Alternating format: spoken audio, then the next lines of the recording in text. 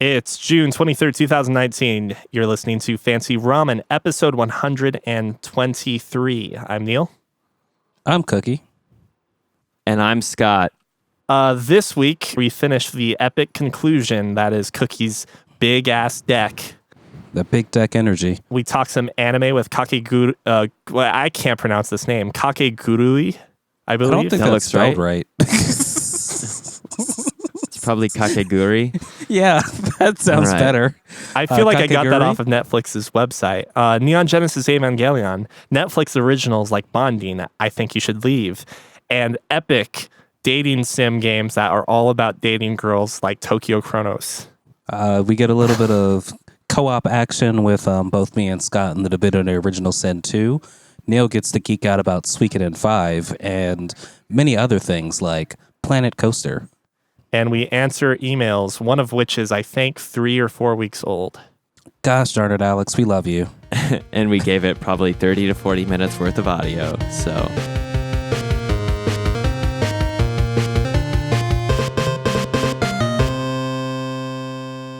actually, watching Spyro get completed in Games Done Quick is kind of fascinating because they're going to play the entire game using that like headbutt charge.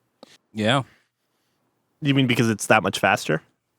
Yeah, I mean, I'm watching right now, and the just like breakneck speed that they're running through the level is pretty intense. Well, if you haven't got the memo yet, Summer Games Done Quick is starting as of this recording. That's right. We are recording here live at Summer Games Done Quick on my internet browser in the comfort of my home. Woo! Are there any games you guys are looking forward to watching? I like watching Metroid games get played, but I don't know what I need to see what they have going on right now for what games they'll be doing this year. Yeah, I also need to see what games they're going to be doing, but I'm always excited to see a game that I know I won't play get beat. So, like, the only way I was able to experience the ending of Nier was during Winter Games Done Quick that wasn't last year. That wasn't the ending, though, was it? No, Was yeah, it they went through A through K. E? Oh, nice. Yeah, they went past a couple of things. So yeah, this is the only time I get to actually beat a majority of my video games. Which is a shame because according to Famitsu, their public poll, so this is Japanese gamers for the most part, that is either second or third, I don't remember, the second or third best game during the Heisei era. Only being beaten out by Breath of the Wild and Chrono Trigger. Mm-hmm. Ooh, Breath of the Wild's a fun one to watch get beat. Sorry, I went down memory lane thinking about how K was actually my favorite ending in Nier as well. Isn't that the oil? It's Curiosity Killed the Cat, where you you eat the mackerel. What's mackerel in Japanese? I bet it starts with a K as well. That's possible. Mackerel. Who did it? So it's the first time the three of us have been together in like 3 weeks, I think, since we've all had, aside from Scott, who's the most dedicated to the podcast at this point. That is right. I do the least work, but I do show up on time. And that's what really matters. It's also how I did so well in college. Oh, that's right. Your parents paid your way through Cornell, right? So yeah, we bought my degree as anybody really should. It's what is it? I did have a teacher when I was a kid who said, the goal here is to teach you strategies to get things done smarter, not harder. And so I think buying your way through life is the smartest strategy. I don't see why other people don't do it. It's not like you're going to take that money with you into the afterlife, so you might as well use it, right? That's right. Exactly. So what have you guys been up to these past couple weeks? I finished my deck. And it looks nice. I can vouch for that. And it's sturdy. I put fancy cuts on the end. Yep, it's finished. Got lights on it and everything. I don't know what I'm doing with my life anymore now that it's done, though. Are the lights Christmas tree lights? I don't think I've seen the finished deck. It's on the gram and Facebook, I think. Yes, social media. I'll boost the picture on the Discord and our Skype eventually. But no, they're actually like deck lights. They go on the tops of the posts, and they look fancy. Are they the orb kind of deck lights? Nah, they look like, they look like, gosh, I can't think of what's the best way to describe them. They look like little houses. Okay. Lantern-ish in appearance? Yeah, that sounds cool. And that's been the story of my life. I haven't figured out how I'm going to cope with anything anymore now that it's done. You just need to find another deteriorating part of your house and replace it. I also started a new anime. So it's not new, but apparently there's a new season of it out now on Netflix of Kakegurui. It's the gambling one? The gambling one. Kakegurui. Yeah, okay. I watched a bit of it. Highly sexualized gambling. Yeah. It hasn't gotten any less sexualized. It's all strip poker. One would think, but nah. The first gamble that they had was literally a gamble where they were betting a chip and they put their fingers inside of a finger guillotine machine, and the guillotine had a bunch of strings hanging off of it, but only one controlled the actual downward lever of the guillotine.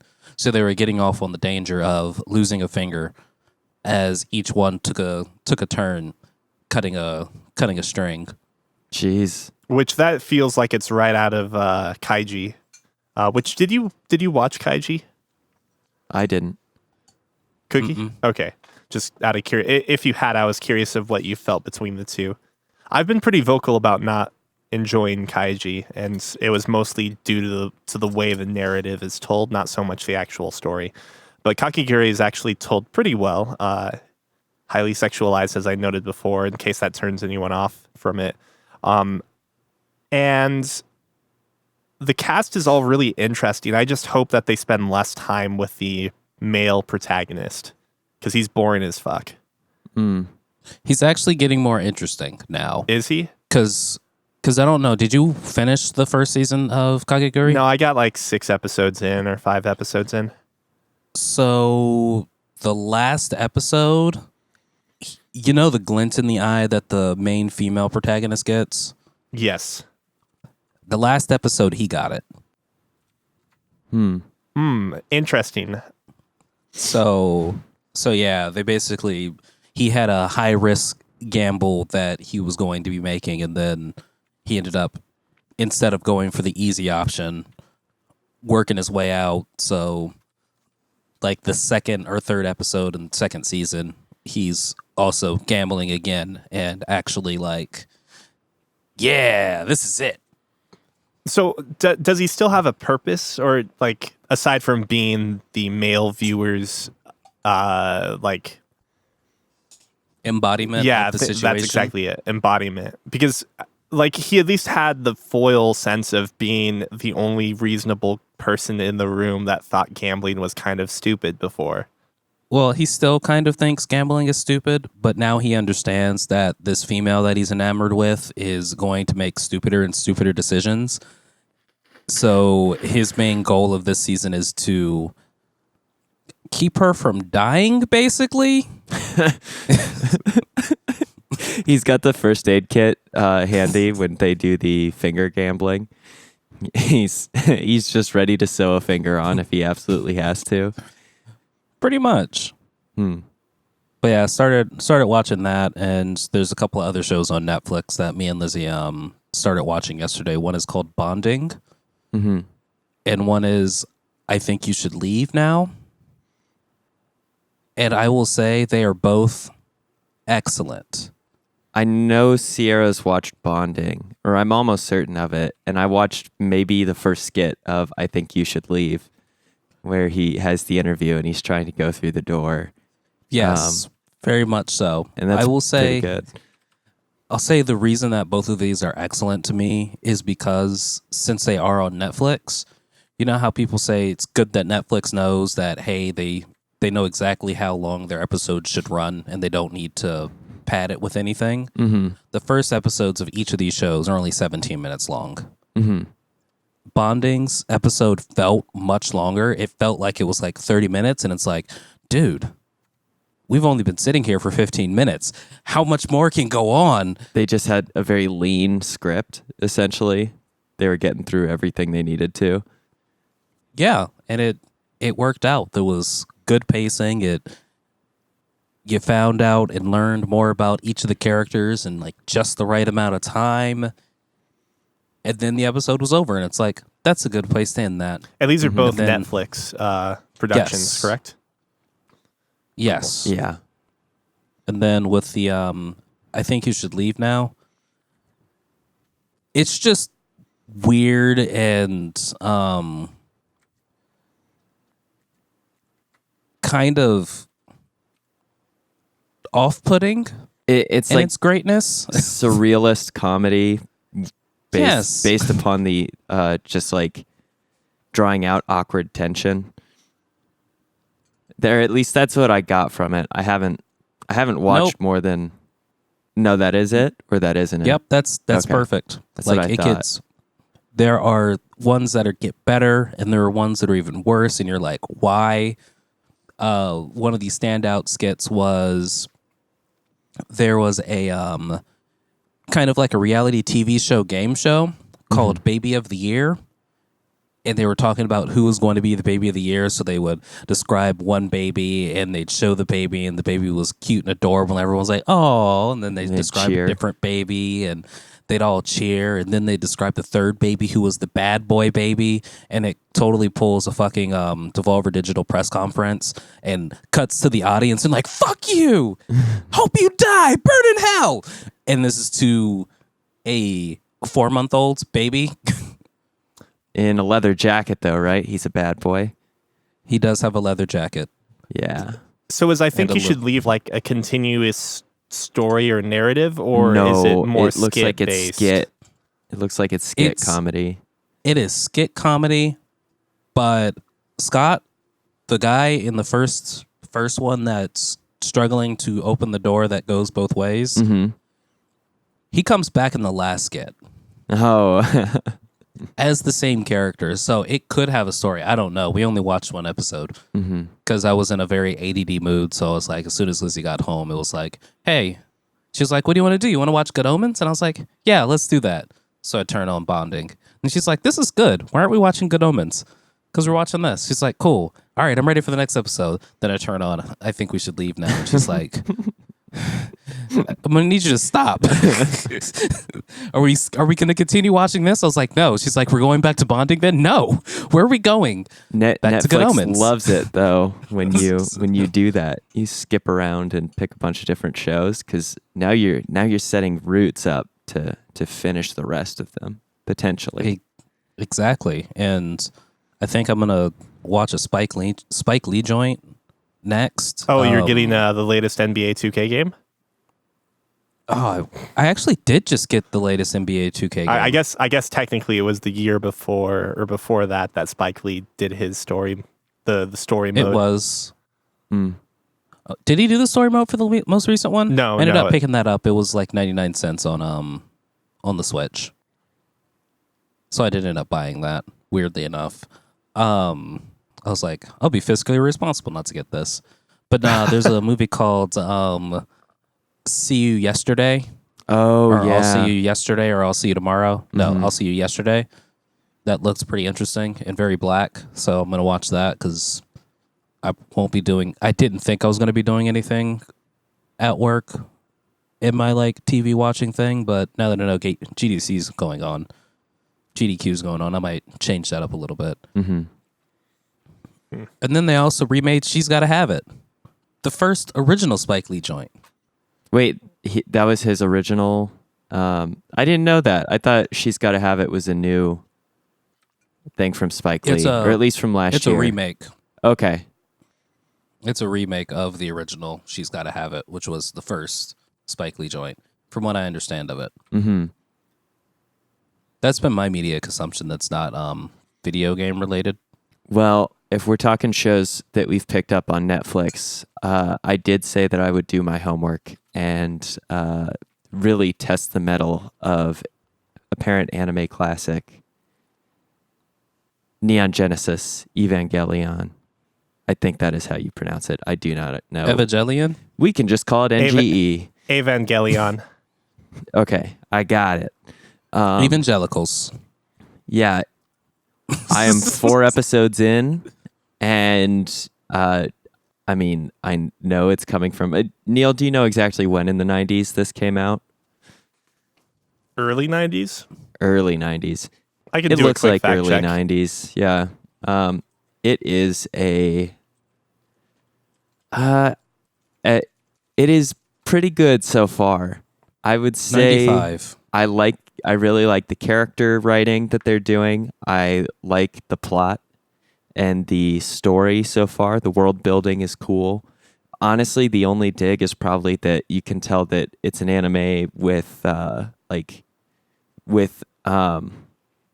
animation quality of 30 something years ago.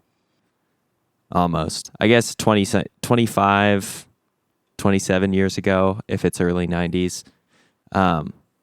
That's probably the only flaw I can see in it. And that's not that bad of a flaw because it looks good, I think, for that era of animation. It's just if you were to compare it to the animation of now, that's the one weakness you'd find. But the storytelling and the characters make a lot of sense to me, and it's very interesting. They do have some really good, I think, artistic direction as well.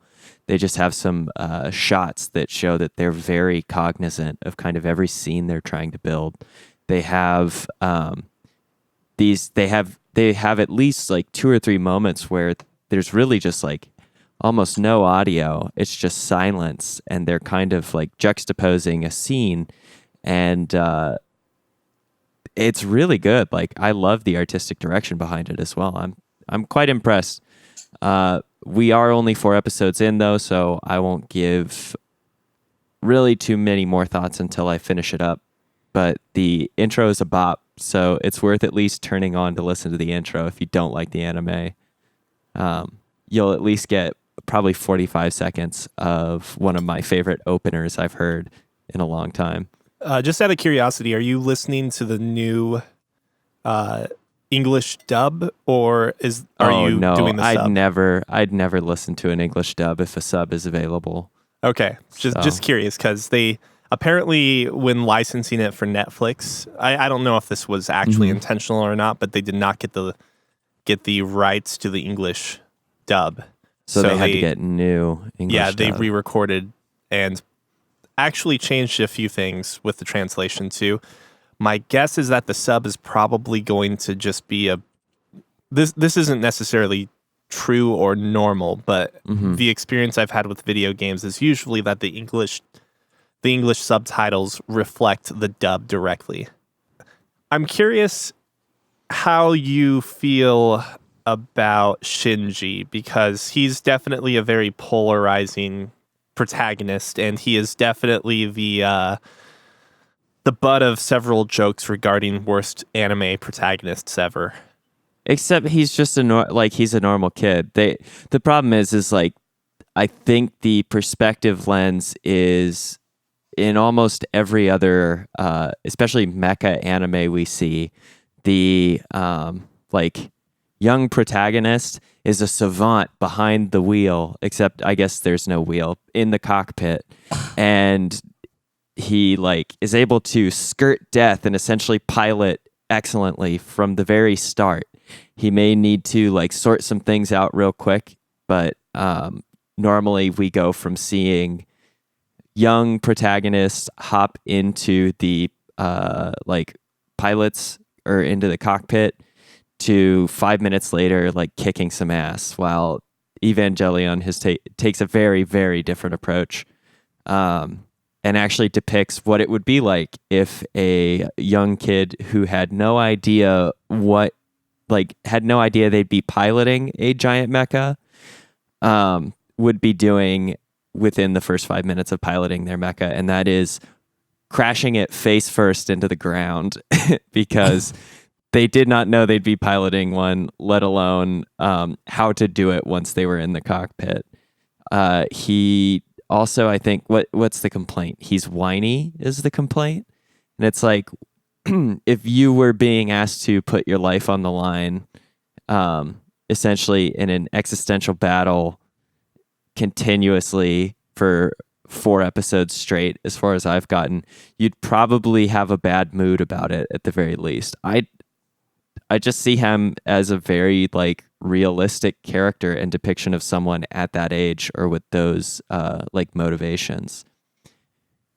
I'd like to point out that I am almost 30 and I complain when I have to mow the lawn. Yeah, exactly. It's like calling this character whiny and like being very critical about his like lack of motivation to be a pilot or get into the cockpit.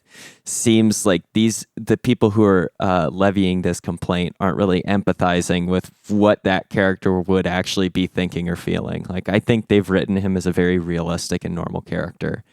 And I too would be a like crybaby bitch if I were in Shinji's position. So at that age, especially. Constantly wondering if your dad actually loves you or if he's just using you as an Evangelion pilot. Although it seems like he shouldn't have to wonder that. It seems like his dad's trash and he should know that. That's what I'm talking about with like the great scene building, though. They have a scene where his dad is on the elevator and he and his handler, I forget her name, it's Misato or something like that. The purple-haired woman? The purple-haired woman who is essentially his handler. Like she Misato. handles him. Misato. Okay, yeah. She and him are waiting to get on an elevator, and the elevator opens up, and his dad is on it. And I think he had just finished piloting the Eva, or he was about to pilot the Eva. And the next like perspective lens is from the ground up, and you can just see the division between the room and then the elevator shaft and the elevator like space itself, and you can see this barrier between them as the doors open, and there's just complete silence. They don't say anything, and then the doors close again. And, Yeah. and it's just like that's really, really good symbolism, and it's also hilarious because it's both like it's very deep and it can be an incredibly emotional moment. But when you also think about it, they're just like, you know what? Not this one. And everybody agrees silently. Like, we don't want to ride with dad. So like, imagine obviously from their perspective where it's just like, Shinji's just like, I can't get on this elevator. But if you're Gendo, his father, and the elevator doors open, and then you see your son and Misato, and then they close. They're just standing staring and at you. He's got to be thinking to himself, God damn it, what a fucking horrible son I have. Yeah. I mean, the show is like, it's funny. It's rarely funny, but when it is funny, I enjoy it quite a bit. The other moment that really just kind of sold me on this, and was one of the few times I laughed out loud at the screen, is when one of Shinji's classmates essentially says, like, you need to punch me back, otherwise we won't be able to bury the hatchet. And so Shinji goes to punch him, and the punch is incoming at the guy's face. He's not moving whatsoever, and he's just staring it down, and then inches before it hits his face, he just goes, wait. Oh, yeah. And the punch just stops like inches away from his nose. He goes, you need to hit me with full force. But just the fact that he stared down the punch is so good. Like, they've actually got some really great humor, but it's rare, and it's just kind of interlaced at the end of a lot of like otherwise emotional and touching scenes. And so I think this anime has been crafted with a lot of care, and it's pretty evident. And so I'm enjoying it so far. I'm really curious to see when girl in the red mecha suit shows up, because I know that's a thing, but that's all I know. Like, that there is another pilot outside of Shinji, and the other pilot who is currently a mummy for like these first 4 episodes. So All bandaged up. yeah, she's all bandaged up, and it looks like on the brink of death every single time that they bring her into a scene, and I'm just like, this is hard to watch. She looks real messed up. Now, just imagine if you're Shinji. Okay, you're not going to do it. We'll send her out. Yeah, and then he feels guilty. Like I think they're doing a very, very good job of building all these characters, and some of them are like particularly fun, just with the weird quirks that they've applied. His handler has an incredibly like foul and messy apartment, and her fridge is stocked with, I think it's snacks and beer. He's just like, "What do you eat?" And it's like, "Just snacks and beer, my friend. Just snacks and beer." Evangelion. We'll give it the full fancy ramen score once I get through it. But I'm actually really happy Netflix grabbed it. I'll have to jump on Netflix and see what they have for endings as well. Like if they just, the more I thought about it, the more it clicked that if they just have the TV series ending or conclusion, that's probably going to leave a lot of people somewhat annoyed because well, you'll see. So I'm assuming that they might have like a movie or something too in the series, quote unquote, folder. Mm-hmm. That'd be cool. I hope to see whatever is considered the fan favorite or fan canon ending. I think you need to watch the actual ending first, just so you can put yourself in the same perspective everyone else had. But then you have to remember before you watch, the cinematic movies or whatever, the cinematic endings, that most people had to wait years to get this. No. I think I just get to do... Oh, go ahead, Cookie. I was going to say they have the actual anime. Then they've got a movie called The End of Evangelion. And then they've got Evangelion Death, in parentheses, true... what's it? Squared. Hmm. I don't know what either What of was those the mean. first movie you said? No, it's just the show, is what Cookie was saying. Yeah. Okay.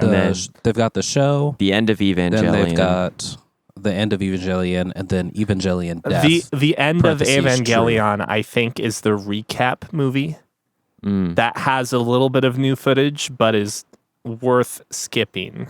Or I could be wrong. And then Death, but I always heard of it as Death and Rebirth. Is the actual. So you basically watch TV series, then Death and Rebirth, or just Death, depending on what it's being called on Netflix. And then you watch the rebuilds.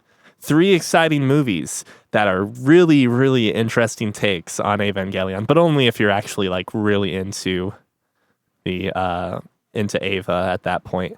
By the way, the manga is also, for anyone that, I guess this is more a message to everyone as opposed to just you, Scott, but for people that are really digging the series but aren't necessarily satisfied by any of the endings for whatever reason, the manga is actually a fantastic alternative as well.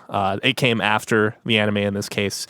It is not the same director and writer, or it's not related to Hideaki Anno, the director, but I think it's a really faithful retelling of the story. Putting that aside, I'm going to skip my off-topic week and let's talk about video games. Well, I've got a game to talk to you guys about. What is it? I started playing a game called, oh God, I forget what it's called. Tokyo something? Tokyo What's the name of Mirage that game? Sessions? Ooh. No.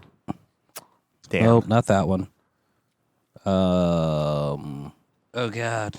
I've already forgotten what it's called. It's Tokyo the Dark? No, it's the game on the Quest. It starts with Tokyo though.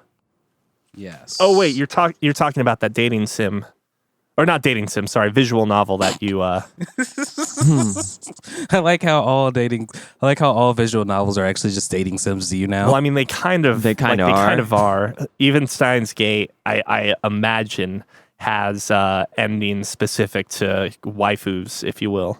Mm-hmm. I imagine. I don't know. I have not picked up that game in months. So, but like, it seems pretty evident to me that there are affection-based decisions or choices that you could make that will, make some people like you more and some people like you not so much. Does the big guy count as a waifu? Absolutely. Anyone That's that says always. dono at the end of every name is absolutely a waifu. Yeah, Just that's a true. different kind. But the game is called Tokyo Chronos. And all I can say about it right now is I've played the intro. I've read through the intro. The lazy in me wishes that they had it in English, but unfortunately it's all Japanese and just English subs. But what I do know is now I want to watch I pretty much need all anime intro sequences to be redone in VR, because the intro to Tokyo Chronos is like the title credit thing that they do is beautiful. Like it starts off as like a normal anime intro, but you're like watching it on a giant screen, and then the main character, i.e., you, like you put your hand against the screen and you push through, and it like completely shatters the screen, and all of a sudden you're just in the world. And then they do the whole each anime character like flies by, each of the main characters fly by, and I was like, yeah, that was awesome. You sure you're not playing Persona 4? If they gave me Persona 4 in VR with just like little touches of VR, I'll be fine with that. I'd live with that. So I think I will start doing a little bit more reading of Tokyo Chronos. But so far the story is you and your group of friends that you grew up with, Including eligible single girls, yes? very much so. Okay. There's the genius girl, the ditzy girl, and the aloof girl. And the best friend girl? The childhood friend? They're all childhood friends, actually. Oh yeah, Well, you just can't had lose way them. more friends than all those other losers.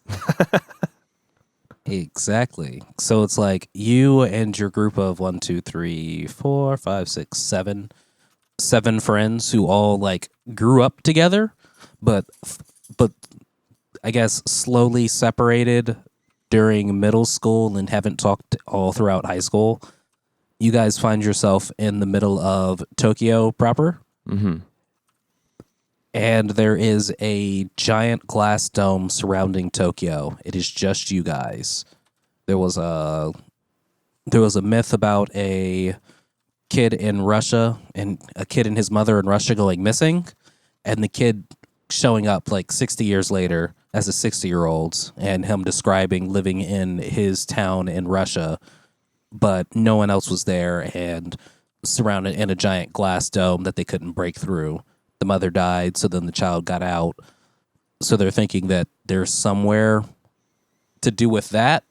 And then a giant big screen comes on and says, "I'm dead. Who killed me?"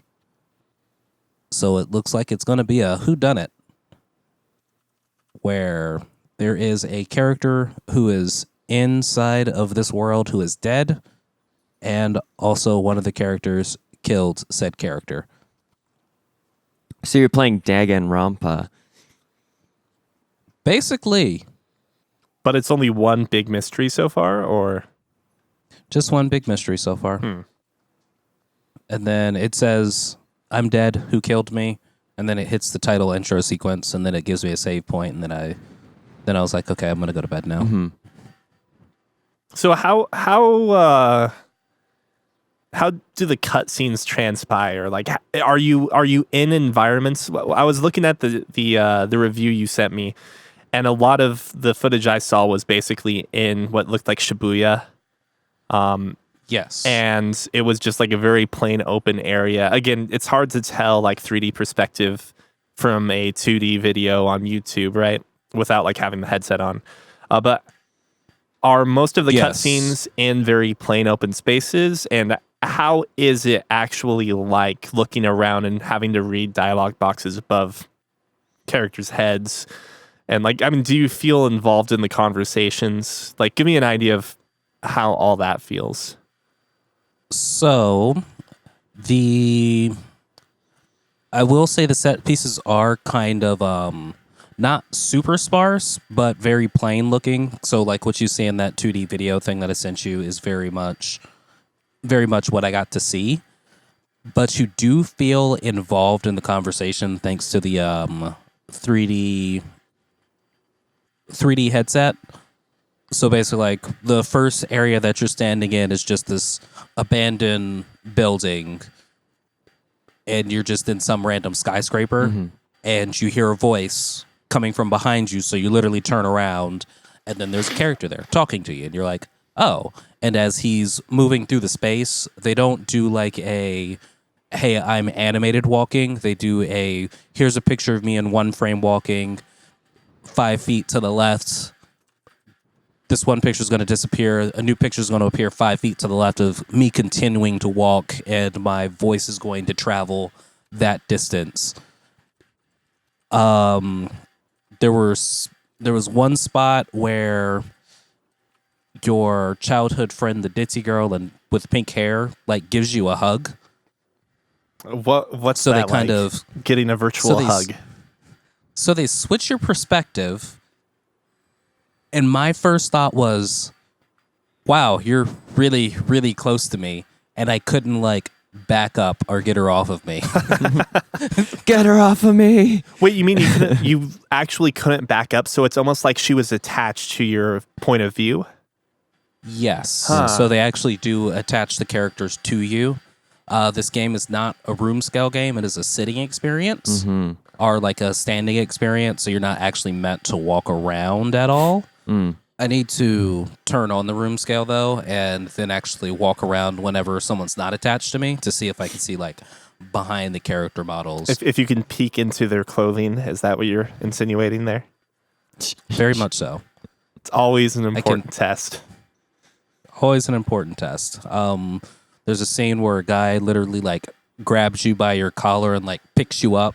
So then your perspective is you see his arms like right below your head area, and you can't shake him off, and his arms kind of move with you. So it's like, yes, you are now above him being held up. You don't have any kind of hand gestures that I can make so far, but it's really interesting to be able to like see my hands in the space. It makes me more invested in this visual novel so far because I am more or less experiencing it as the character, because everyone's the same height as me or a little bit shorter, because I would be looking at them in a 1-to-1 ratio. Whereas if you're looking at a screen, it's very much, I'm looking at a screen. So I think you had a different question, but yeah, that's where I'm at. yeah, right no, now. that covers it. I guess it's like an interesting approach with tying the character to you if they're going to have direct interactions or quote unquote physical interactions, because otherwise you would absolutely break the game by just getting up and moving over, and now she's hugging Nothing. the air. Yeah. So Basically. I'm So, yeah, excited so to see like a game like this come out, because I definitely think even if they're not like masterpieces, we need more of these interesting concepts or games in different genres to exist before we can actually, make further improvements in VR experiences. No, most definitely. And so far, no choices to give, just everyone talking and figuring out what's going on. So Wait, really? I'll keep you posted. Yep, as of right now, it's quite literally just been story. Okay. I guess you said you got through like the intro chapter, so maybe there's no branching path yet. Yeah, but it sounds like this game does have, at least based off that review thing, multiple playthroughs with multiple endings. So we'll see how many playthroughs or / endings I get. More than likely just one playthrough / one ending. Lord knows Danganronpa was very short and only played that once. Very short. Yes. Oh, not Danganronpa. Sorry, Doki Doki Literature Club. Oh yeah, yeah. I was gonna say No, I did play through that twice. you got the true ending or whatever, the bonus ending. Yeah. Either way, I'm enjoying it so far. It makes it makes me excited to see what anime becomes in virtual reality because I will say that's pretty nifty. That's pretty nifty. Besides that, been playing more of Divinity Original Sin 2, and that's just been my life. Well, Scott, you have a lot to talk about regarding Divinity Original Sin 2, correct? Yeah, I could talk. I could talk quite a bit about it.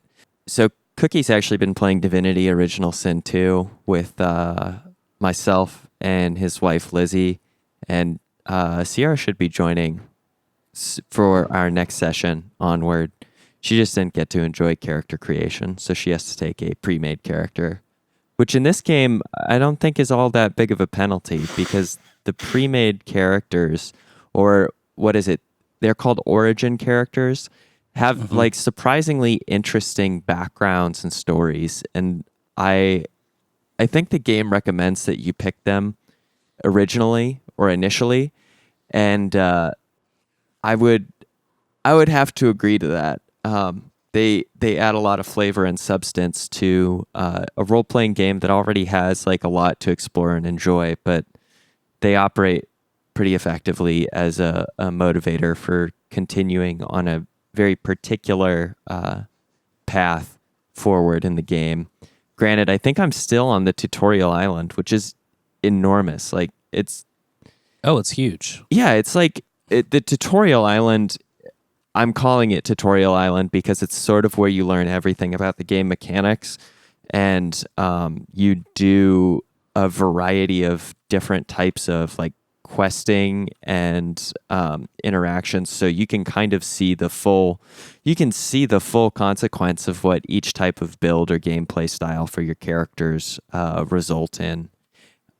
But it's less limiting than a lot of other tutorials that kind of put you into a tight area, and then you get one opportunity to see what sneaking does and one chance to use a ranged weapon. And then it's like, did you like this pre-scripted ranged attack encounter, or did you like this sneaking option, or did you just run through and hit everything in the face? I'm trying to think. Oblivion did this, and I think Skyrim sort of does it too, where it's just like, here's the suggested option. You should try it, seeing as your character doesn't have like really any, they haven't been specialized in any way yet, and then see what you like and commit to it forever.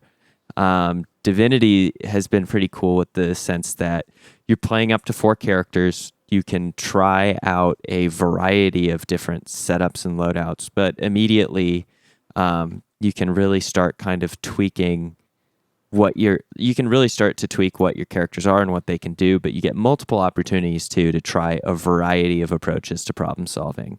There are a dozen opportunities to use different types of like persuasion, for instance. And there's a perk that lets you talk to animals, and there's probably another like 5 to 6 persuasion interactions with animals. Which means if you're following like a sort of speechcraft diplomatic route, there's tons of opportunities. Combat is everywhere, so you can try a variety of that. And most of the combat encounters give an opportunity to either start out immediately in a fight or get all sneaky beaky like and initiate fights with backstabs or pre-position your units. So it just gives you like tons of time and opportunity to really work out what you find interesting or what you like to do. But what I really have enjoyed about Divinity, outside of it just being a fun single player experience, is all of the innovations that they have for the multiplayer that I haven't necessarily encountered in another game like it, which is the ability to have multiplayer, even multiplayer split screen online, so you can have 2 people playing on the same console with 2 controllers, with another like gaming couple online in one session. And unlike almost any other game I've played of this nature, you have absolute freedom on what you're doing. When I was playing with Cookie and Lizzie, I was incredibly surprised at how much of the gameplay after I think we left the tutorial room. Actually, we didn't even need to leave the tutorial room. You're pretty much given free reign on exploring the game space with just other players being nearby or interacting with it simultaneously. You're not bound to any sort of need to group. You're not instantly teleported back to whoever the team leader is. It's like if you wanted to play the game where you start off with your group and then you never see them again and you essentially just split up and go do your own thing, the game provides you the full opportunity and ability to do it. Multiple players, it looks like, can activate the same quest lines too. So if Cookie were to negotiate to like get an item with somebody, that doesn't lock me out of it or put it like exclusively, or it doesn't put it on our party's to-do list in the sense that like if any one of us completes it, the game treats it like whoever then interacts with the quest giver completed it. Instead, I can talk to a guy for a quest, and then someone else in my party can talk to the same guy and he'll offer the same quest. And so either one of us, I think, can cash in on it. Wait. Which almost makes it competitive in a sense. Let me double check here. But let's say we have Duke Roger of Archibald tells Cookie, and well, the two of you separately, that look, my son was kidnapped, and I need you to save him. And there are a number of ways you can conclude this quest line. You could go and just kill the robber or the kidnappers and bring his son back. I thought you were going to say the kid. What's that? I thought you were going to say the kid, like, oh, I'm sorry, didn't make it, but here's a finger. Yeah, Can I no. get half payment? I mean, the type of thing I would expect from these types of Western RPGs is that there is probably a route where you could go and kidnap the kid yourself or just murder the kid and then negotiate an even higher ransom. But you're telling me that the same quest can be started by the two of you and you can both do separate routes that would then actually result in different endings? Nope. Because there's here's only one kid. Yeah, it's the competition element. So this is the really cool thing, and why I think this multiplayer freedom is so interesting or neat is if Cookie and I, if we both activate that quest at roughly the same time, we're in the area, we talk to the guy. Let's say we're supposed to get an item for Duke Archibald instead of his son. It's first come, first serve. If Cookie and I are playing in a way where we want to cooperate, I can share my inventory, we can trade items around and whatnot. But if we're playing in a more competitive or like antagonistic sense, I can essentially race Cookie to get this item, take it, and then cash it in for the quest and keep the rewards for myself. So is there a way that you can share dialogue? Like if you're both in the same room starting a quest, will you both get the dialogue? You can listen in on it. Only if you listen in. Yeah. So let's say you're at like the most pivotal moment in the story quest and you get to side with one faction or another and you're in like a meeting room together. And as soon as maybe this type of situation never comes up, but like you're at a table bartering between these two factions or whatever. And as soon as you make the decision to support one side or the other side becomes hostile. Hostile, yeah. Like, if you're all in the same room, is it just the person that initiated the conversation is the only one that has control over all of the decisions? Yes. That's kind of a bummer because at least the first Divinity had a system built in where you could argue within your party. I think there might be a voting system somewhere in the game. I just haven't had need to find I think I've seen it once, but I haven't had need to learn what it does because I haven't cared enough. Yeah, I don't know if I've encountered anything yet in the game that has been a like large consequence that would need voting, but I do know that if you listen in, there are some times where as long as all your party members are present, they each get to give their own piece of dialogue. Okay. And Okay. Good. so yeah, you can Like express their own opinion. Yeah, you get to express your opinion not only to your teammates through the dialogue, but you also get to express it to the other characters who are listening. Oh, sorry. Go Go ahead. ahead. No, please go ahead. How much of the game as a whole gets lost by playing it by yourself? None. I don't think you actually lose anything. I just think the efficiency and sort of the I think just playing multiplayer, the biggest thing is that you're able to do multiple things at once, and everybody's kind of able to explore the world in a more I don't know. It seems like it's more realistic in the sense that like your party members aren't permanently tied to you, and the only way to like manage doing multiple things in the single player is to essentially split the party, take control of a character, and then instead of multiple things happening at once in the world, you do each thing sequentially, but you can be in different spaces. I mean, I don't think it'd be fair to say that you don't lose anything by going single player, because I think you're getting more enjoyment out of the game being able to play it with Lizzie, and speaking from Cookie's perspective, and then even more when you're able to enjoy it with other people. I guess what I'm saying is, would you be interested in playing this game if you were not playing it with Cookie and Lizzie, or Cookie with Lizzie and Scott? I'm actually doing both right now. Yeah. Okay. I too am actually doing both right now. So the single player experience is different than the multiplayer, but I think Cookie can speak more to it since he's done more of it. They're both fun. So I will say the thing that you're going to find with something that you'll see in the multiplayer experience that you don't see in the single player experience is accidental or griefing.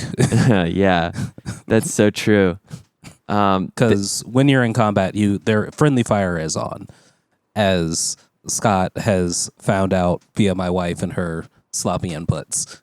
Yeah, Lizzie's already killed me on an occasion or two, which, I mean, it does make it funnier and more entertaining, but like those things just don't normally happen that much in single player because you're like you're in control. You're in control.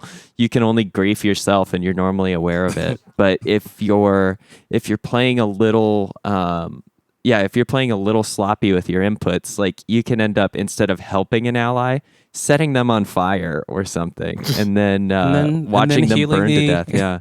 So then healing the enemy. So yeah. what is the permadeath situation like? Again, with these Western RPGs, I'm kind of inclined to believe that if a character dies, as opposed to getting into a knocked out or unconscious state, that they're gone for good.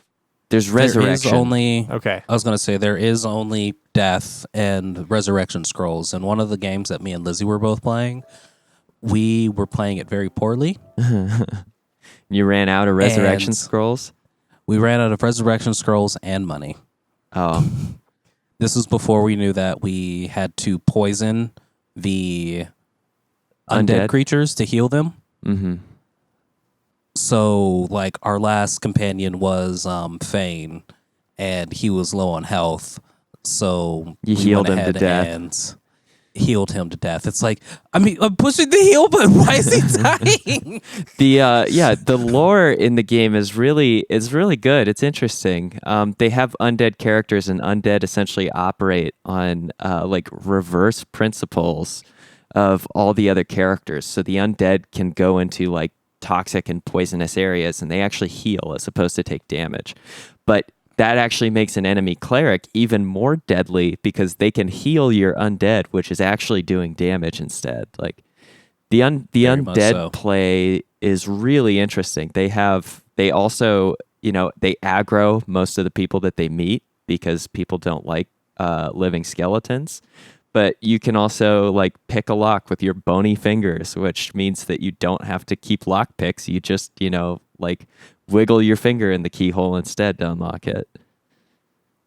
Yep. And then the way the NPCs interact with you based on your character's race is just amazing. Mm-hmm. Like humans tend to not trust pretty much anyone other than other humans. They definitely don't So- like lizards. Nobody likes lizards for some reason. Yeah. No one likes lizards except for other lizards. hmm And even other lizards are very They have like Meh a caste about it. system. So you have one lizard that is essentially like, what is it? There's a dialogue option early on where a lizard is essentially like being aggressive with him, and you can bitch slap him and just be like, "You can't speak to me this way," and the other lizard backs down. And he's like, "You're right, I can't speak to you that way." And I was like, "That worked? I thought we were getting into combat." Yeah. So I will say that this game is very enjoyable, whether or not you're playing it with friends or without friends. hmm With friends, gets messy. it gets messy and it gets enjoyable. You never know what you're actually going to miss. / you can always run it like so. Me, Scott, Sierra, and Lizzie all running together. We can all pick up the skill Lone Wolf. And as soon as we get off of the first island and go out into the world as a whole, we can just be 4 random adventurers doing random fucking shit by ourselves. Is there an that- end game to this? Yes. Yeah. Okay. Yep. I don't know what it is. My brother's beating the game. But It's still a fully crafted story. It just seems like it's huge. So it it's- is huge. Yeah. It is huge. So it's going to take a lot of time and effort to get through. For the two of you, if either of you have played Dragon Age Origins, would you say this game's like ignoring graphics Better. and such better? I would Okay. say better. I, with zero hesitation, enjoy it so much better than Dragon Age Origins. But the Grey Wardens God, are a yeah. parallel to the Night's Watchmen in Game of Thrones, Scott. Look, I'm telling you right now, everything that you liked about Dragon Age Origins seems to just be executed to a much better degree in Divinity Original Sin. The only complaint I have about the game is that in order to play it online with Cuki and Lizzie, we're playing PlayStation. Yeah, what the And hell? it seems like it's way more optimized for PC gaming. Yeah, But the game's great, so I don't even care the fact that like the controls are kind of clunky, but Kind they're of not clunky. terrible. They're beautiful. is it compatible with mouse and keyboard on PlayStation 4? Probably. Yeah, have you Yeah. tried? No. I haven't had a No. reason to try. It's not bad It's enough not to bad where enough. it's like, okay, I can't play this. It's like the hot bar at the very bottom is like literally hit triangle to go through the hot bar. So it's like PlayStation Vita Darkest Dungeons bad. But not I don't know. bad.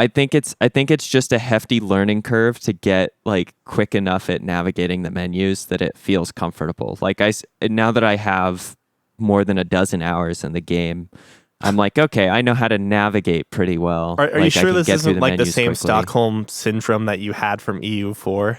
Maybe. Like, I'm not saying EU4 is a bad game, but it's like I think Its most UI people is forget unique. about the issues that EU4 has. Europa Universalis 4, by the way, when you get 50 hours in. Yeah. But you've got to get 50 hours into that. And I'll be honest, I couldn't get 3 hours in. Yeah, some people are masochists.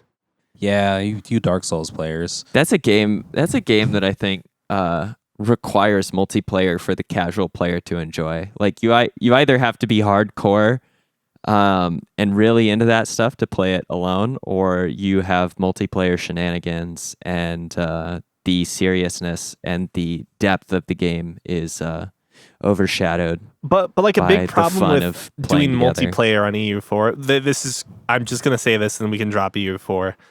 Okay. I have to get it through that, like, you can learn how to play the game really, really well in single player, but as soon as you play on multiplayer, the game is entirely different. You can't factor in lag and other issues like that. Like, Yeah. when we were playing with Matt, I couldn't micro, like, even towards the end of our sessions. It's like I got really decent at playing the game on a single player standpoint because you can manipulate and make the AI do stupid shit with your troop movement. But you absolutely cannot with lag Yeah, on you cannot. multiplayer. Especially when the desync, like the netcode for EU4 is just garbage because at some points you'll be like, well, I guess I'm moving 2 months behind. Yeah, and then That's your bad. army teleports across a region, and they've been flanked somehow. Yeah. Yes, Cookie, it is bad. Anyways, I digress. Divinity Original Sin 2, I think you guys might have sold me on this. I did not enjoy the first one, so You have PlayStation Online? yeah, I do. But why would Well, I come go on on down. PlayStation? I know. Why don't you actually pick this up and take Sierra's spot? No, I don't want to like that. It's a bonding moment for you two. Yeah, it is. Maybe you I could was gonna take say, we Lizzie's could have a spot fancy- though. Lizzie's been griefing me pretty bad. I may need her to occupy different spots on the map. Are you can actually s- limited to 4 players? Yes. Yes. Oh, that's a bummer. Yeah, you can. We Go can ahead. we could do a fancy ramen thing every Sunday morning where we stream Divinity Original Sin 2. I would absolutely do a Fancy Ramen Plays Divinity Original Sin. I could see it being incredibly entertaining too. I'm potentially down, but there's a couple problems. Suikoden V. Well, yeah. So I'm doing that on Saturdays and Sundays.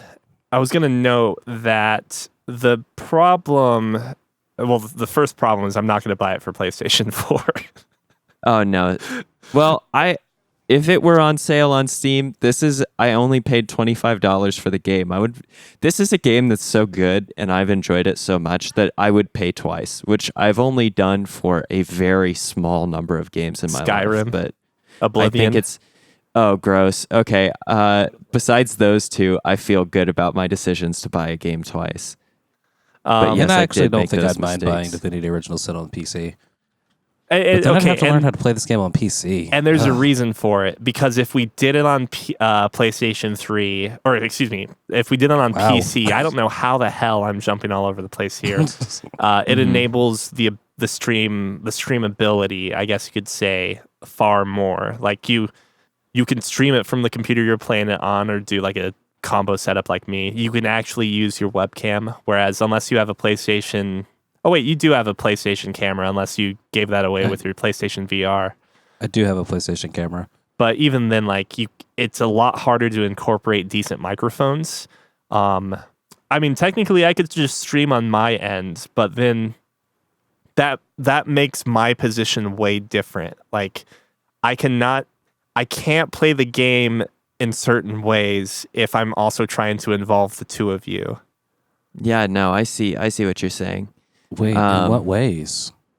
Well, like keeping the camera on what's going on. If he's watching just his screen, there's a variety. We of wouldn't stuff. care about doing that. All three of us would be streaming it separately. Yeah, which means it would be better to do computer because I don't want to deal with the mess of PlayStation streaming. Yeah, Really, it's just Twitch.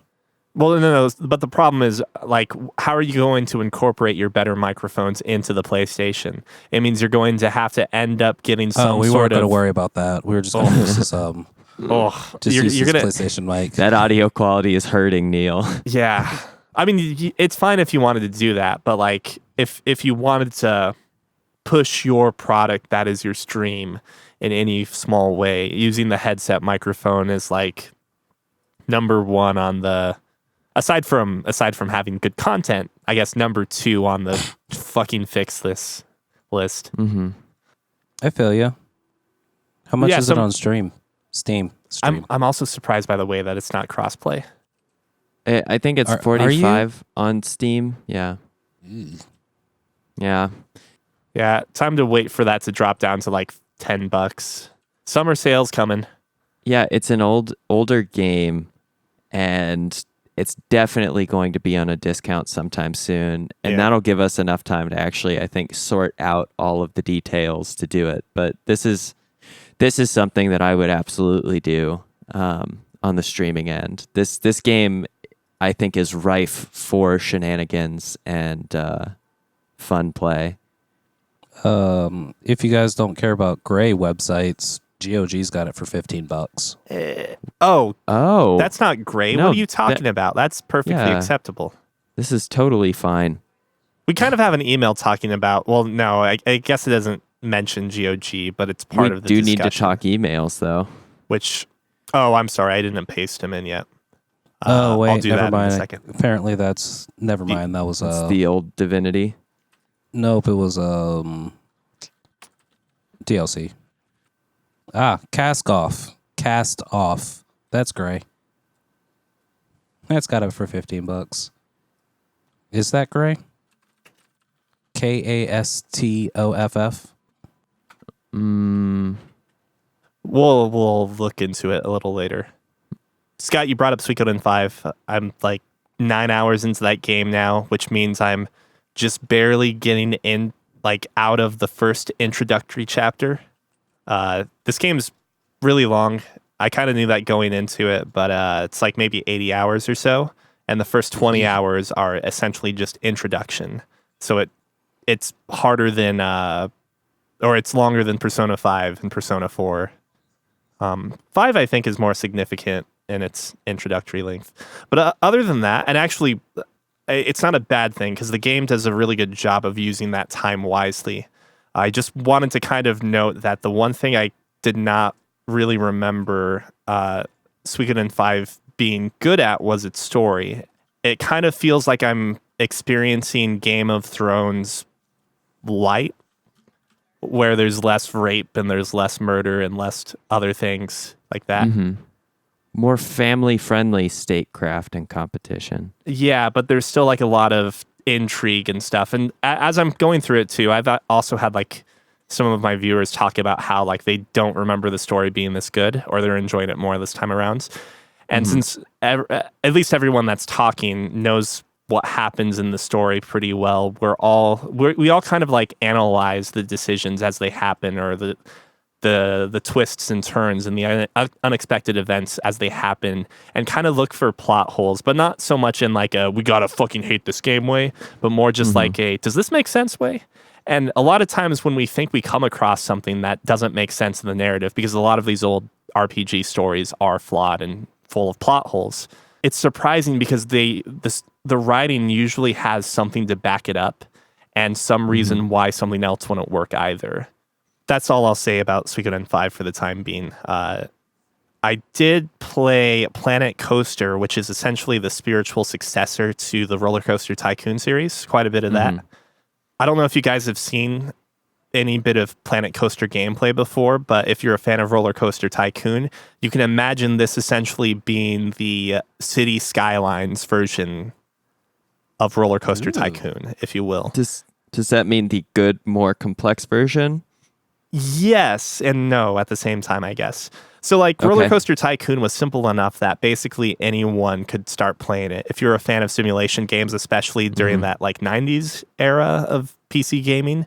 Which was all of us. If you had a computer, I feel like that was, everybody had at least one simulation game, whatever it was. It's kind of like how Age of Empires 2 is like a universally loved game, even from people that don't like real-time strategies, right? Except for me, I hate that game. Really? Oh my god, that game was so good. I've gotten wiped before the 15-minute mark on that game every time I've played it. Because you gotta get good scrub. There we go. I have words. Macro is hard, yeah. I feel you. I am not good at Age of Empires 2, but I love playing it on single player. So Roller Coaster Tycoon's that same way. And I think Planet Coaster, much like City Skylines, is maybe not as universally popular as SimCity. It will alienate people that maybe don't want to fully invest and spend the time learning the system. So, for instance, the game's customization options are so ridiculously extensive that if you just wanted to build a burger store, your choices are either A, take the default burger store that can look kind of tacky, or B, put down the brick inner building of the burger store and spend the next 15 minutes putting all of these small pieces together to make it look like an actual store or like storefront. While the generic brick building or the generic tacky Planet Coaster themed burger store might work fine if you're into the game just enough to want to build a cohesive theme to your coaster or your theme park, hence the name theme park, you may be turned off to the idea of spending, 20 minutes building a small 1 square store when, you also need to build rides that fit the theme, decorations. You have to, and we're not even getting into like modifying or manipulating the land itself. And if you guys are anything like me, one of the satisfying components of Roller Coaster Tycoon was going through all of the different maps and meeting those specific goals you had to reach before you could move on to the next challenges, right? This game implements that in the same fashion, but whether it's just the UI or the goals themselves, it doesn't feel as satisfying reaching those milestones or meeting those goals. And I think part of it is that they don't gate progress in necessarily the same way that they did in Roller Coaster Tycoon, or at least nearly as much. And the challenges don't, at least getting up to like the medium difficulty challenges, don't actually feel all that challenging or different from other challenges. It basically feels like if you just run the park normally, you will meet whatever requirements are expected. And I felt that Roller Coaster Tycoon, and maybe this is just a nature of the way that the two games operate, actually felt unique enough that you had to purposely aim for specific goals in Roller Coaster Tycoon. And then maybe like my biggest criticism of Planet Coaster is that there's not a sandbox mode that still has limitations, at least not right away. So you either have all of these very specific challenge modes, like pre-existing parks that you then have to go in and fix, something like in Roller Coaster Tycoon, Right. or you have the sandbox mode, which basically gives you a completely blank, plain ass map. Like Right. it'll be set in the mountains, or on an island, or in the desert, or in a jungle or city. But ultimately, what that means is that inside of whatever those settings are, there's now just a big flat, like perfectly flat piece of land, which isn't interesting to build on at all, in my opinion. No. And to top it off, you have unlimited money. So there's no actual, and everything is researched beforehand too. So it's like there's no sense of progression. You can just build or do whatever you want. Yeah, you can't start with your merry-go-round in the desert, which, I mean, you want to be able to tell that story at the end of the day. Like, back when this started, it was nothing but a swing set in the middle of the city. And that was like the rewarding thing about what was it? Like, I think one of the last Roller Coaster Tycoon maps that you can do starts you off in like a relatively crappy area with like lots of hills and shit that you can't really build on too well without, rescaling or whatever yourself. Yeah, which it costs money, right, to Yeah. do every sort of land manipulation in those games. Which it will in this game too, as long as you are not in sandbox mode. Right, but if it's sandbox, you could build a mountain. Right. No, cost is no object. And so the alternative or the solution to this is you can make your own scenario, which puts you in the sandbox mode, and then you make whatever alterations rather you need. Yep. And then you save it as a scenario and you start playing it from there. But that also means going through and unchecking every technological or researched theme / ride attraction and whatnot. Yeah. Like you actually have to go through and remove everything that you don't want. And because the sandbox modes all start on essentially like a plain, like even level geographical area, you also have to spend so much time diversifying the land in a way that is unnatural. Like, maybe this is nitpicking, but I just wish they had like a scenario which was, here is a blank piece of real estate with a bunch of shit and trees and stuff that you might have to tear down or sell or whatever.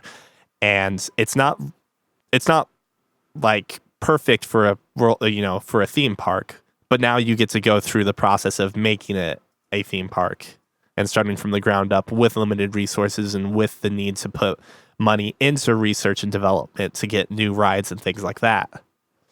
All the negatives aside, though, like the game's pretty fun. The amount of flexibility you have with building your coasters and even things like your pathways and setting up decorations and so forth. Like, there are a few weird things, like setting down picnic tables and so forth can kind of be a giant pain in the ass at times. But for the most part, this game's really well done. And like if you're head deep into that type of theme park or sim genre, it's really rewarding to play. It sounds interesting, but I don't know if I can ever get back to that kind of gameplay. Now that I know I can't do the like humble beginnings of a lazy river in a volcanic basin. Right? That's exactly how I feel about it too. I wish, and that's the problem. There are some scenarios that would feel like some of the scenario challenge maps or whatever that feel like they'd be a good start, but those maps also limit you from doing certain things like altering the land. So yeah, there's issues there on that front too. I'm not sure how much longer I'll be playing it. Maybe a couple more weeks. And maybe there are scenarios that you can get off of Steam Workshop, because that is oh yeah, that's one of the true. cool things. That's something that if it were even possible in the Roller Coaster Tycoon age, probably would have like made that game even head and shoulders above its level of enjoyment that we derived from it at that point in time. But with all the custom made maps. There was like a scare at the start. When I started playing the game, I noticed that there were a lot of attractions and rides that I had to spend real money on to actually get. It's like the DLC store is literally inside of the game. And it was like the biggest turnoff I've had in a video game lately.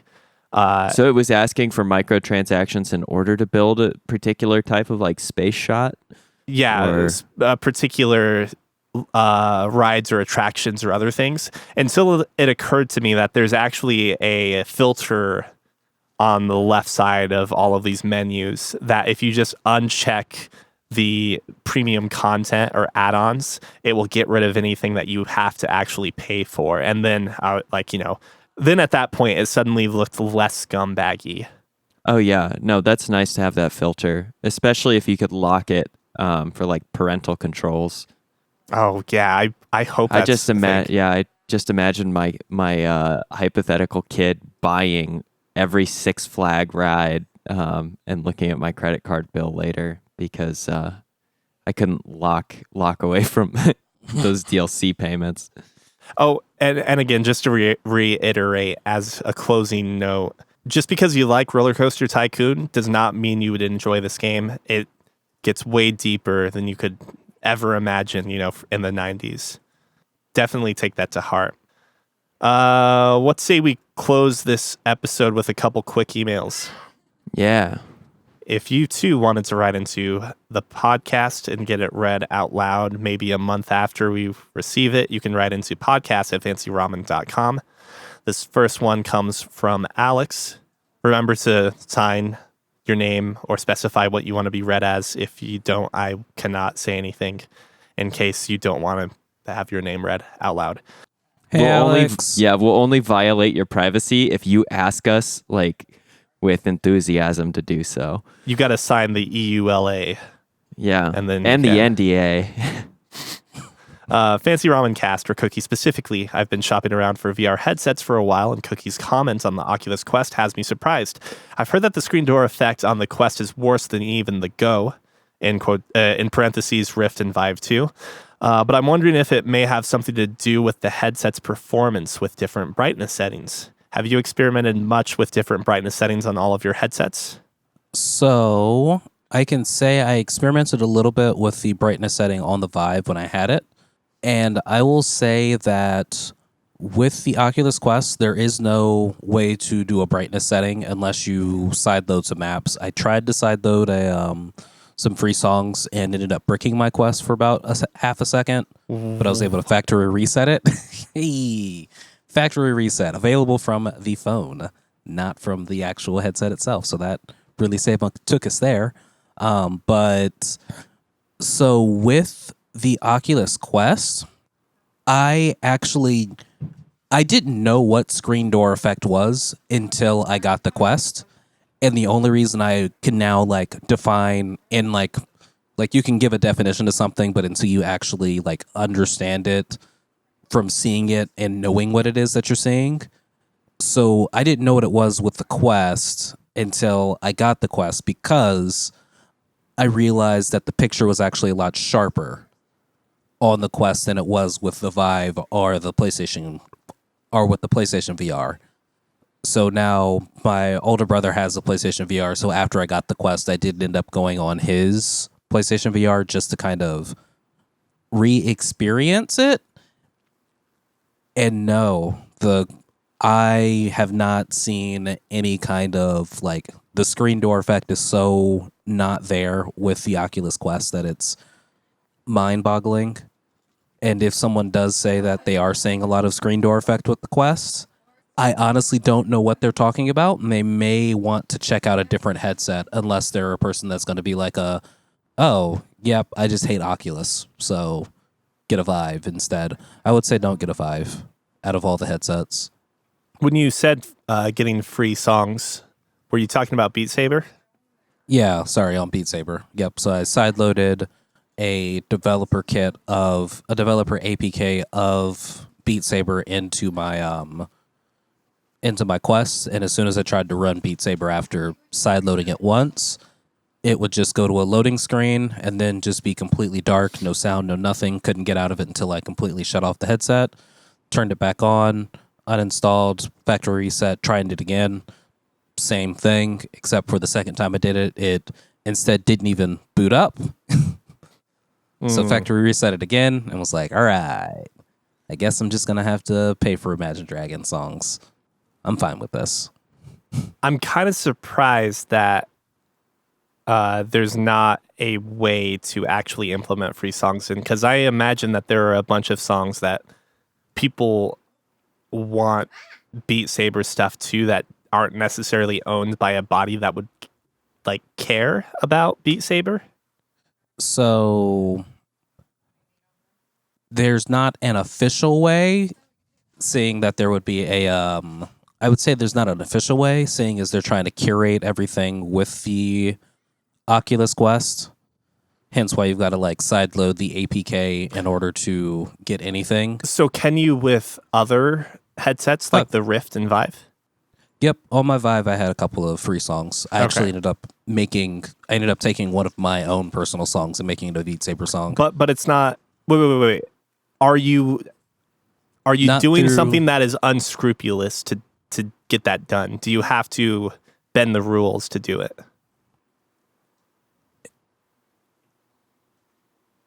Yes and no. Dystopian. Let's pretend we're in like a dystopian society. And sorry, I know this is getting off topic from the email, but yeah,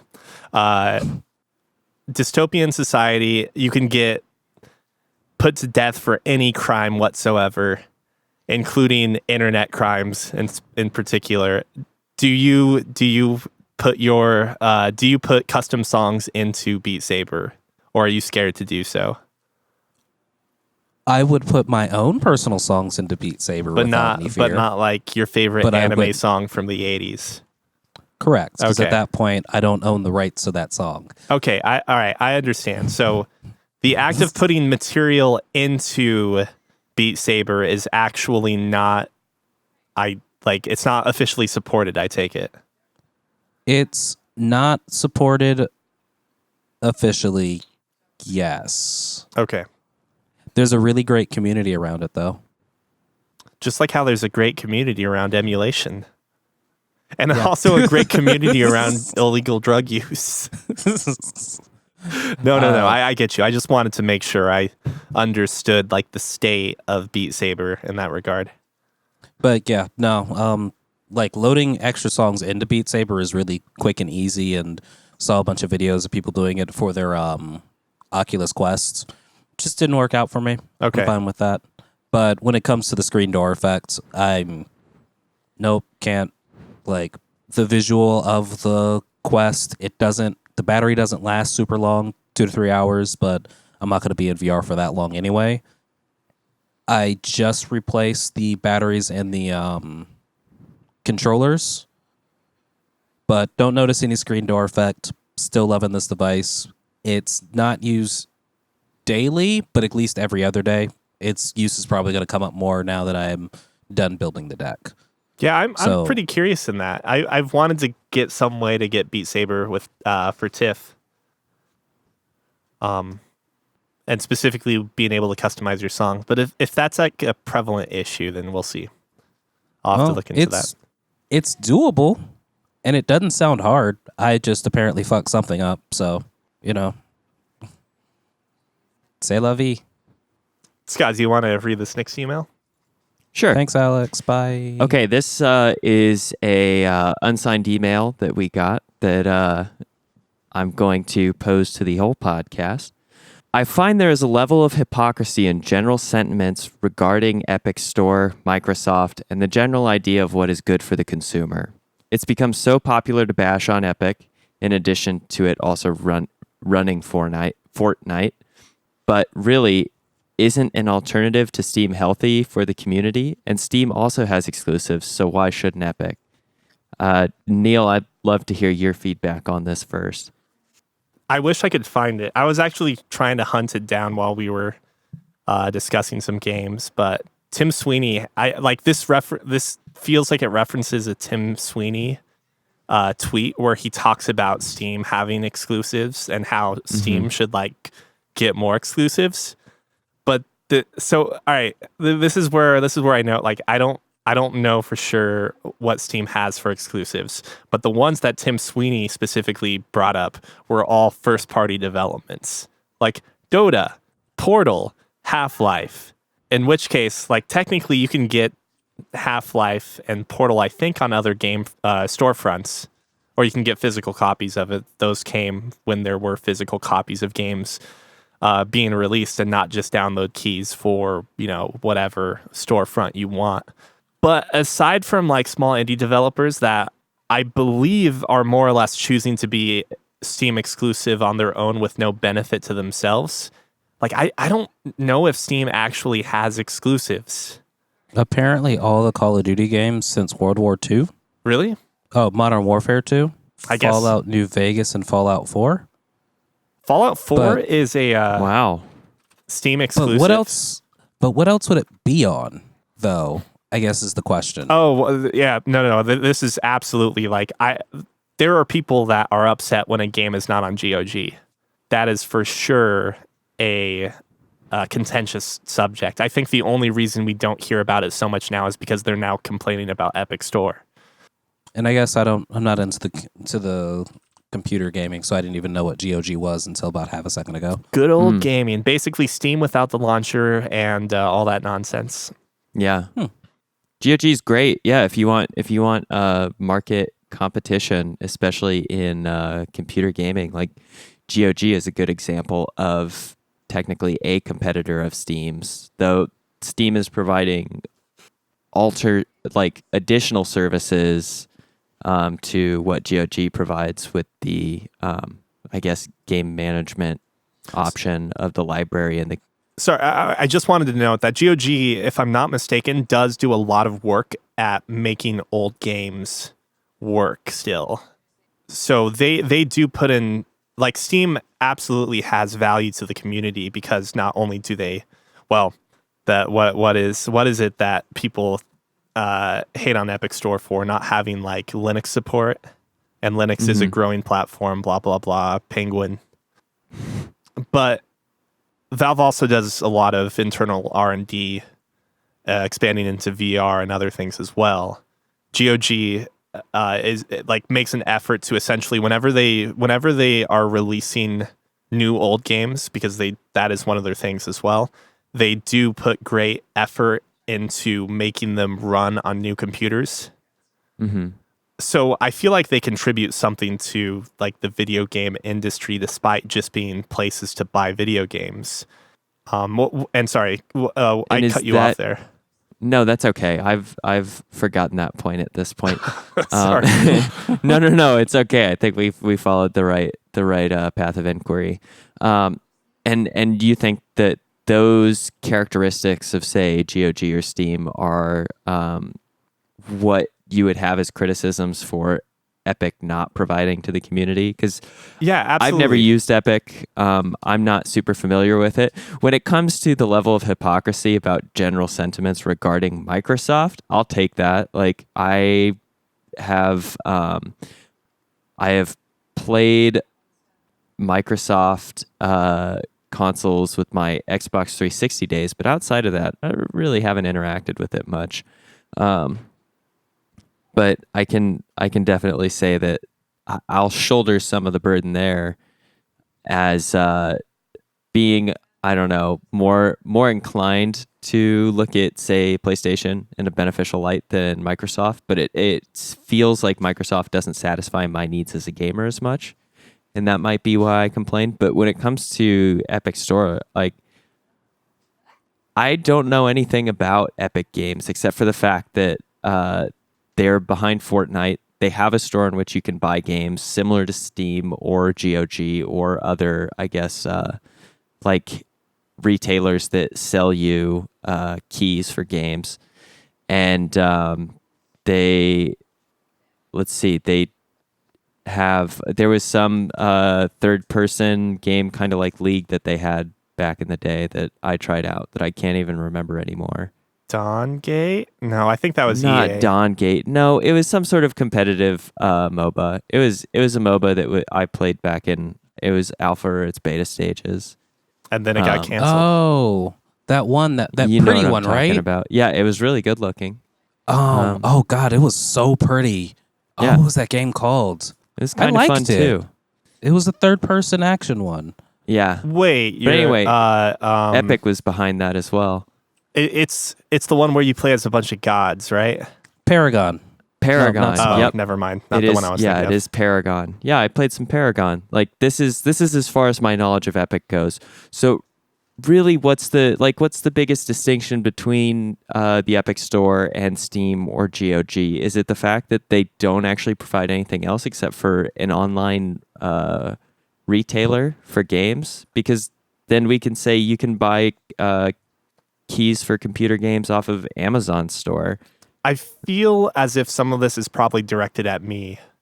Yeah, no, that's why Most of that's why I pointed it in your direction first. But I'm not sure I necessarily see.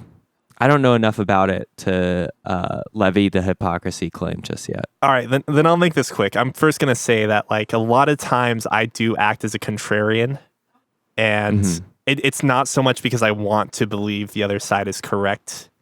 But it's good for the discussion of the podcast. Yeah, and so like with Microsoft in particular, I know I take on the mentality not so much of what I want as a gamer or like how the product personally appeals or does not appeal to me, but sometimes I take on I put on the hat of if I am a person trying to analyze the video game industry. And I think a lot of the times why I criticize Microsoft is because I don't know what the fuck they're doing half the time. I do want to say, because we didn't cover this last week, but the xCloud stuff that they're talking about, which is essentially very similar to it's essentially a more feature or a better version, at least as they say, of Sony's remote play. I'm a huge fan of that. And I think that is a cool thing as long as it works. If it works, awesome. When I criticize the company, Microsoft or Xbox, a lot of the times it's coming from a place of just like wanting to understand what's going through their mind. And also an idea maybe of, yeah, I want everyone to do better because that's better for the consumer. And when one of your console makers essentially makes their console obsolete for an entire generation, no offense, but Xbox One, like, unless you needed to play Halo 5 and Gears 4, I guess, really, and Forza. But like, I think the whole Forza series is, I could be wrong. I'm not like a racing guy. I think that's available on PC now. So the only games that aren't PC for Xbox One are essentially Halo 5, maybe Halo War 2. But No, I think those that's are on PC. But Halo 5 is not on PC. Halo Forge is on PC.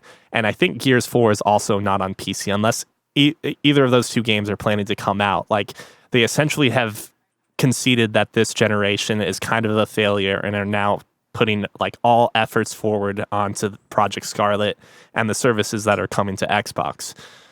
I don't necessarily see a whole lot of good coming or a whole lot of good that came out of the Xbox One generation, and that's probably where a lot of my criticism stem from.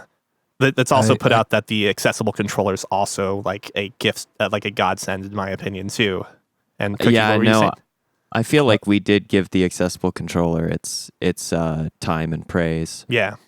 Yeah, we did. I was going to say that the one thing that Xbox did good for me for the Xbox One generation was the Xbox Game Pass, which that I also enjoy. And do we have time for me to get on my soapbox real fast? Oh, okay. I was going to say, well, my soapbox for Xbox and their Game Pass, and the reason that I love it so much is because of how pissed I am at PlayStation and their PlayStation Now products that they have. Where Xbox, for the Xbox One, they said, hey, we're just going to make everything backward compatible. Don't worry about it. PlayStation did not. So then PlayStation was like, oh, people want this. Let me come out with something that'll kind of make this right for them. And then they give you PlayStation Now. PlayStation Now is cool if you want to play really old games, if you want to play your PlayStation 2, your PlayStation 3 games on your PlayStation 4. It's great for that. $100 a year, and you can play all the old games that you used to own. With Xbox Game Pass, they weren't thinking about the past. They were thinking, hey, let's have someone subscribe to Xbox and be able to play all the new shit. So my thing is, for $100 a year, I would much rather play the game that I'm going to spend $50, $60 on right now rather than the game that I can go to GameStop and spend 25 cents to go grab and $50 on an old console. That's my soapbox for the reason that I enjoy everything they're doing for Xbox, what Xbox is doing with their platform versus what Sony's kind of just been sitting on. I think right now there are like 10 or 11 PlayStation 4 games on PlayStation Now, and the newest one's like a year to 6 months old. Whereas Xbox goes through and they announce things. They're like, this game's coming out today. Also, it's on Game Pass. Enjoy. Like, I get you, and I would agree with you that Xbox Game Pass, is the better choice between that and PlayStation Now, right? Like, hands down, you're absolutely right. My stance, though, is that I think both services are fucking travesties, to put it simply. I am so anti-games. All right, when I say games as a service, I don't mean like League of Legends and MMOs and so forth, but I guess I'm so anti the Netflix of video games. Yeah, video game subscription service, because you absolutely eliminate any ownership that the consumer can have. I'm not saying that they are moving in that direction, but like you can still go and buy the games, right? And Xbox games with gold give you ownership of the free games that they give out every month or every 2-week cycle, right? Technically. Mm-hmm. But whether you got to think about it, I would say think about it this way: since your argument is it gets rid of that ownership of the game, how many games do you actually own? A lot of games. Well, more importantly, So, I own a good amount of games, and I own the games I want to own. So I would think of it like, so how many of those games do you own that require servers? But so think about it less from a PC perspective, where you can create your own custom server and do all that. How many games do you own that require servers that once those servers shut down, you can no longer play that game, even though you still own the physical disc? Actually, I think none. And that's where your issue of, okay, I don't own this game because I'm paying $100 for the subscription service for the full year, but it's like I get to play all the games. But that, rather than, I understand what you're saying, but that means that the person that Xbox Game Pass appeals to specifically are those that only play games that require servers. And you note it yourself too, that like there are solutions to games that have lost their servers. Like there was like Hero Town? Oh, no, that is not the correct name. City of Heroes. City of Heroes. Or Hero Town, the fan version. City of Heroes is an MMO that went down that apparently for the past however many years has actually had like a secret that got exposed fan server that was going on this whole time. Let's say if suddenly EA loses all of their money and their FPS games just cannot be supported anymore, including like Apex Legends and so forth. Someone is absolutely leaking that server code out so it can continue to be supported. So, but this is only helpful if you're playing on PC. Right. No, that's part true, because you can technically play Phantasy Star Online Blue Burst off of your GameCube to fan servers as well, which is I said it, GameCube version. if the demand was absolutely there, it would exist. Is the ultimate conclusion. But that's only if we continue to get our hands on raw data, because in a world where, and this is branching off into Stadia, which is slightly off topic, but since we're kind of getting there, I just wanted to bring it up. In a world where we're all playing Stadia or Stadia or whatever, however you pronounce it, we likely never get our hands on the code for Phantasy Star Online Blueburst. And those fan servers, when Sega ultimately decides it's time to shut those down, or when Sega decides to shut down the official servers, the fan servers never come to be because we never had the game code in our hands in some tangible form. Mm-hmm. So the likelihood of someone actually getting the server code and game code and being able to distribute that, it essentially, people got to really, really love that game so much, as opposed to it essentially being a niche online action RPG title like it was.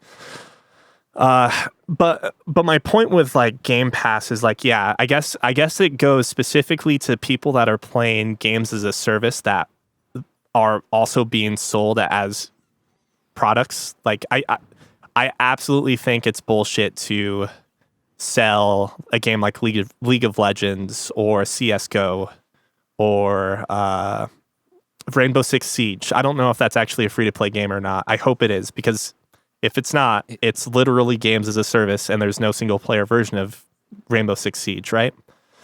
Mm-hmm. No, they have their scenario modes that you can play individually, and I don't think it is. I think it might have just recently went free to play. Like but within that the was last after year. but that was after the game failed and then was brought back from death via the community. But like a lot of the games that Xbox Game Pass is giving you are like that do require servers for like online play. Mm-mm. Your Modern Warfares, your Battlefields, and so forth. Also, your Forzas, Yeah. your just random RPG games as well, so that don't require servers. Well, but the RPG games, for that matter, if like that falls into, if you're playing them single player, that falls into the games that you would potentially want to own if you're really enjoying them. Like if you want to revisit that game, if this service ever is canceled or stops, or if you just don't want to spend the money, you either have to jump back into the service, or you need to go and find a way to purchase that game for whatever platform at that point, which if you had just purchased the game originally, that would be a fee you wouldn't have to incur upon yourself in the future. Just be a present fee that you have to incur upon yourself for a thing you don't know if you'd like or not. Well, I mean, they're like, okay, But that's the same with every video game. yeah, that's the same with everything, and that's also the same with the service as well. You could get the service and then basically be unsatisfied with everything, in which case you're actually less likely to. At least I don't know if this is true or not, but I imagine it'd be harder to refund a service as opposed to going back to GameStop and giving back all right, I'm sorry, GameStop's not going to exist much longer, let's be real. No, but like going back to the mom and pop store and getting a refund, or getting your refund on Steam or whatever the service is. I think it's fairly easy To get a refund on like Game Pass or PlayStation Now? So with the PlayStation Now, I did subscribe to a month, and it came with 7 days free. Mm-hmm. And I had it for like 2 days and was like, okay, yeah, this is just really old games. And Canceled. It's cool that I can download all of these, but I'm going to cancel it. They didn't charge me for the month that I was supposed to pay for because I got rid of it in the 7 days. Mm-hmm. And I think if you end up getting something like Game Pass and saying, hey, I do want to commit the year to this, that they would give you the free 7 days for you to actually try it out and see, is this for me? Is this not for me? Okay, so there's like a free trial period. Yeah. I know it's apples and oranges, but if I can play everything on Steam that I could otherwise play on an Xbox, on Steam, you have a window of return now as well. Yeah. So it's just, I guess my whole stance is that I just, and I don't know if there's any convincing otherwise. I know there are cases where it works better, but I just don't see a video game subscription being something that is valuable to us as a community Like, I don't think it's necessarily good for us. And why I don't feel the same way about Netflix is, honestly, it's way easier to just fucking copy and steal content from Netflix using capture card devices.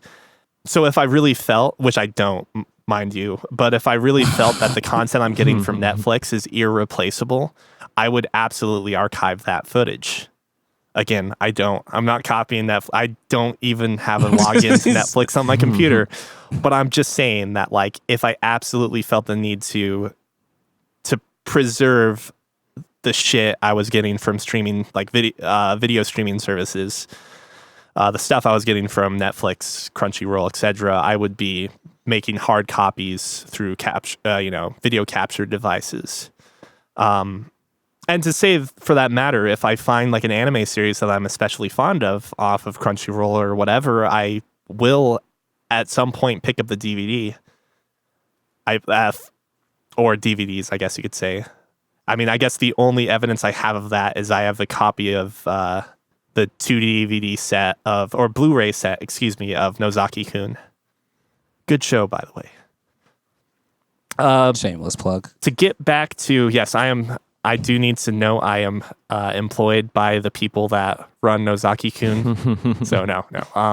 To get back to the email, regarding Epic Store, I think the biggest reason I'm annoyed by it, aside from the fact that, like, the storefront's garbage, and I'm like storefronts to me are huge. I hate Windows Store. I hate the Uplay Store, or like the launchers are the biggest bane of my existence. But the big thing that bugs me about Epic, in addition to those things and having a broken ass storefront, is that their CEO is such a piece of shit. Like, you will look into his Twitter and read something he tweets, and you can find a statement he made a year ago or 2 years ago directly conflicting with that statement. And I understand that people like change their opinions and so forth. At face value, what he does is essentially just within like a week, he'll contradict himself on something. And his line of thinking and logic is something I've just never been able to agree with as long as he's been in a public image with Epic and so forth. It's seen stupid shit like Randy Pitchford showing a freaking memento he got from testing original Fortnite and him saying something like, I remember telling the guys at Epic that they had something special. And then like the bullshit radar in my head comes off, and it's like, dude, you weren't testing Fortnite Battle Royale. You were testing Fortnite survival mode. Like, what are you talking about, man? Which I enjoyed that. Yeah, that's like a cool concept, and now it's a Battle Royale. It is a Battle Royale. I'm sure you can still play original base Fortnite in some capacity. You can't, not unless you get your own private server. What? You seriously can't? They stopped supporting the original product at which they created? Yeah. Because I actually bought Fortnite, the original Fortnite. Mm-hmm. I bought it. Yeah. Yeah, I can't play that mode anymore. And that like goes against my whole preservation aspect. Like Hey, that was a game I actually bought. See if I had just had a game as a service and fucking Game Pass, I wouldn't have been sad. No Man's Sky would have hurt a little less too, actually. Now that I think about it. You should try playing that game again, apparently, because it's still as boring as ever. Really? I go back to it every six months or so just to kind of try.